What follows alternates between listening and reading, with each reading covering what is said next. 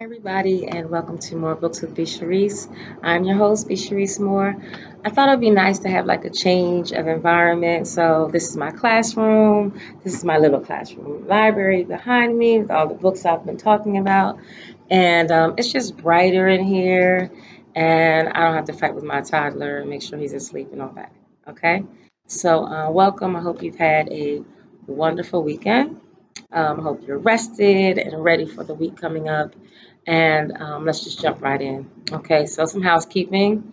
Get your pencils, get your paper, get your notebooks, get your phones, whatever it is you need to take notes, because I want to talk to you about a great graphic novel that I was introduced to 2 years ago. So, for those of you that don't know, I am a grad student and I'm in a grad program at McDaniel, and it is for curriculum and instruction. And I'm also studying writing for children and young adults. So there are basically a couple of different portions of the program, and I've already completed the writing for children and young adults part, where what we did was we did some close reading of young adult texts, and we also took a few stabs at writing young adult texts ourselves. Okay, so I was exposed to this novel, graphic novel, and it is called American Born Chinese. American Born Chinese, and the author is Jean Luen Yang. Okay, American Born Chinese. Now, American Born Chinese is a graphic novel. Okay, show you some of the pictures in here. And it is also a winner of the American Library Association's Excellence in Young Adult Literature Award. Okay, so it's already won awards, and it is highly thought of.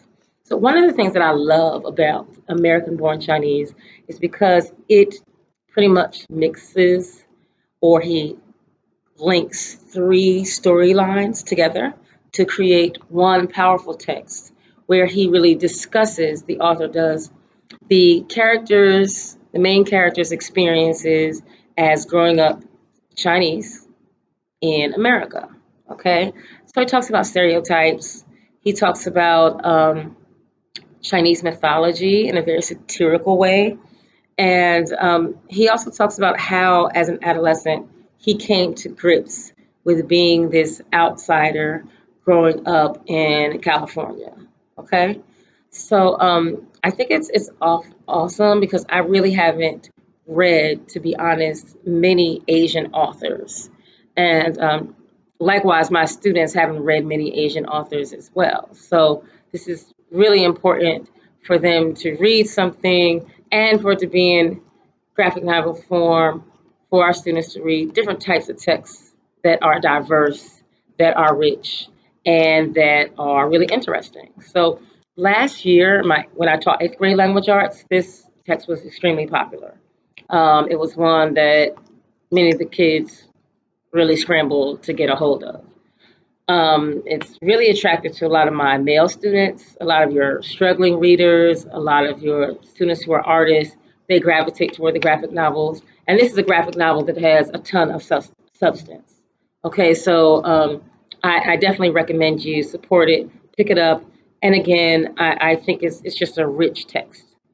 So, American Born Chinese, and the author is Jean Luen Yang.